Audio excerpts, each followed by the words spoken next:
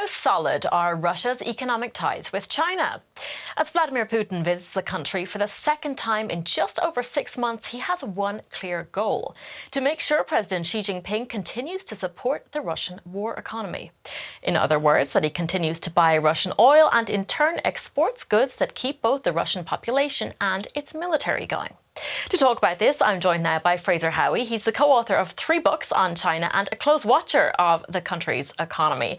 Fraser, Xi opened this visit by telling Putin that the China-Russia relationship was, quote, hard-earned and one that the two sides need to nurture. What do you think he meant by hard-earned? Well, of course, if you look at their, the past sort of 70 years of relations, it's been very much up and down. China was the baby brother in the communist era. Then they had a big falling out, of course, after Khrushchev's speech in the 50s. And now they're best friends again. But there is still a lot of suspicion between the two countries. Ultimately, Russia is a very empty country and China's got lots of people. And there's always fears that ultimately China will try and move into parts of Siberia. So there's a lot of historical distrust between the two.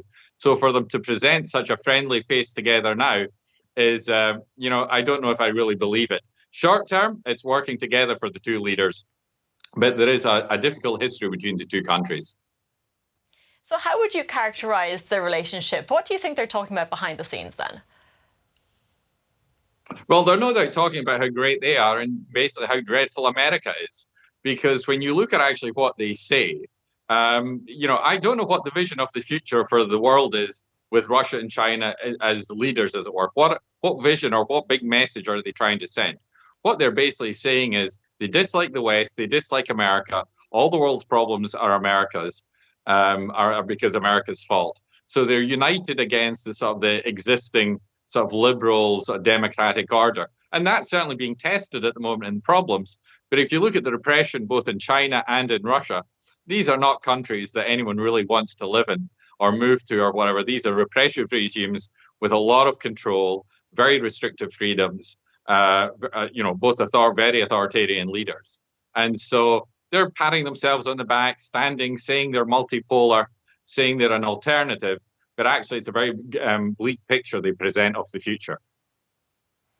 All right, well, let's take a little look at the numbers then. China's trading relationships have undergone a dramatic shift in the last year. Exports to Russia hit well over $100 billion. That was up 46% compared to the year before. What kinds of goods is China sending to Russia, and to what extent are they key to funding Putin's war in Ukraine?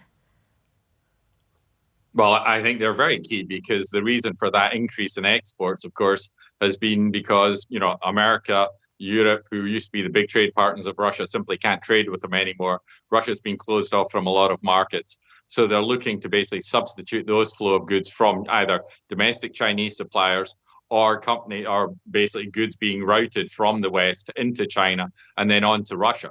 And so basically, the Chinese aren't really asking too many searching questions of Russia, and they're just looking at this as a business opportunity, certainly at the individual business level. I think when it comes to politics, it's maybe a bit more complicated, but many businesses see this as an opportunity to increase their sales, and they're grasping for it. We are seeing a concurrent trend, though, and that is that China's exports to the US and the EU are down. Is China trading with Russia at the expense of its relationships with the West, or has this got more to do with the general weakening of demand for Chinese exports? Well, also, you've got to think about that China, a lot of what China used to send out, whether it's certainly on the cheap side of things, whether it be the textiles or even basic electronic goods and things like that, much of that is now is being made simply elsewhere. So the Chinese export picture of, let's say, 10 or 15 years ago is a different sort of picture from now. So it's not as simply one is gaining, one is losing type of thing. Over the past 5 to 10 years, there has been, under Xi Jinping, because of the geopolitics getting worse, China has now become one of many countries where multinationals now produce, or indeed Chinese companies themselves choose to base themselves outside of China because wages are lower. So it simply isn't one versus the other. Much more complicated picture when it comes to global trade now. Let's look at the relationship in the other direction then. Russia has found a very enthusiastic buyer for its energy in China. It's now the country's biggest market for Russian oil and gas. Do Xi and Putin intend to just continue this arrangement indefinitely? Well, as we know, indefinitely is a long time. It's certainly going to continue for the foreseeable future, simply because the Chinese are getting, cheap oil, cheap hydrocarbons, and Russia is obviously limited to where it can sell it. So many of its pipelines, if you look at the map of the pipelines across Russia, so much of that was feeding Europe, and particularly Germany and others. All the pipelines were leading to Europe, only a handful going to Asia. And now ultimately Europe's physically turned that tap off. So China is the buyer. Obviously, other countries like India are also buying as well, but no pipelines, of course, there. And so, China is going to keep taking those cheap hydrocarbons, which it needs to support its economy, especially if its economy is weak. So if it's getting discounted energy, they'll certainly be taking it. You touched on this earlier, but Xi's close ties to Russia are not without risk. Trade with the US, those ties are already very tense. Biden announced these massive tariffs on Chinese EVs this week. He's threatening to impose sanctions on Chinese banks as well. Talk to me a little about the balancing act he is being forced to perform here. Well, Xi has got very much is trying to perform a balancing act. And the longer the war in Ukraine goes on, I think that it becomes harder and harder to balance this. He's obviously saying on one hand that there's this no limits friendship with Russia, and he certainly won't really. He might call for peace, but he's certainly not talking or condemning Russia in any way for its invasion of Ukraine. But also at the same time, people have given China quite a lot of leeway because we've all become so dependent on the Chinese economy, and China is the world's second largest economy. So it's an important factor. But China wants to basically be a friend of Russia and somehow deal with everybody else. And while not be a friend with Europe or a friend with the States directly, he certainly doesn't want to sort of incur their wrath too much. So he's having to balance this sanctions regime, or this possible secondary sanctions regime, about helping Russia, at the same time as wanting still to be Russia's friend.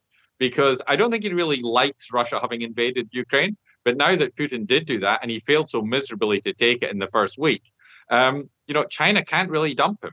So in that sense, China may be the big brother partner now, but ultimately he's just having to go along with a war which he doesn't really want. But do you think it's fair to say he's doing a reasonable job of balancing these interests? I think he's been lucky more that the West hasn't turned on him sooner, and particularly that Biden hasn't started a secondary sanctions regime. But it becomes very difficult to actually track any given good because, again, many of these goods are going from the West, maybe potentially to the Middle East, who are then going to a country in Central Asia, then it's going to China, then it's going into Russia.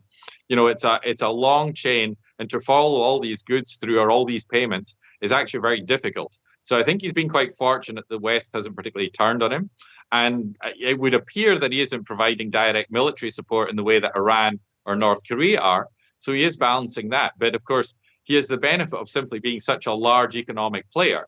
So any serious action taken against China imposes a lot of costs on ourselves as well. You mentioned the West not turning on China more, but I think it's fair to say it just hasn't been very successful yet.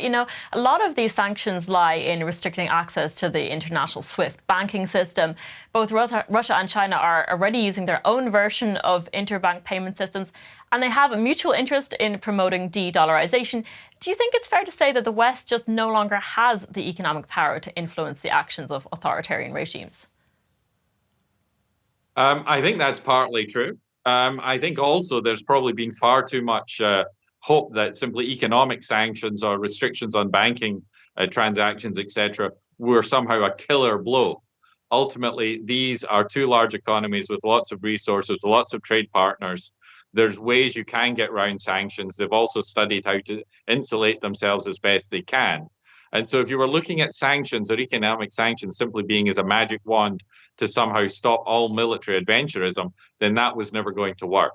And also, you just look at, read media stories about how sanctions busting works. As I say, it's not simply just one or two countries. There's a huge network of flows going through, whether it be the United Arab Emirates, going through China, going through Hong Kong, a whole host of countries and places where secrecy and access to records can be very difficult, and it's just a very murky and complicated picture. So sanctions can only ever be one part of the toolkit to push back here. You've described this relationship as best friends, that have a very complicated, sort of power dynamic between them. Do you think they're going to emerge after this visit closer than ever? Possibly, but what does closer than ever really mean? I think, the Russians will probably still want more Chinese investment. They'll want the Chinese to basically underwrite their, new pipelines. I don't think the Chinese are going to be too keen necessarily to do that. That's a huge commitment of money and resources. They're still going to be strong. As I say, they can't afford to give each other up, but ultimately both leaders are getting on. Both leaders, I'm sure, are struggling internally with a lot of dissent in some ways. It may be muffled, but Putin has just done a reshuffle and sort of weakened certain key players in the defense industry or defense area. And so these are not particularly stable regimes. There's an appearance of strength, but actually their foundations are very brittle. So at some point, this is, one of them may leave the scene. But certainly, this is. They've talked this morning about generational bonds, and this friendship will last for generations. I think that's highly unlikely. There's going to be strife appearing sooner rather than later, I think. All right. Fraser Howie, thank you so much. Thank you very much.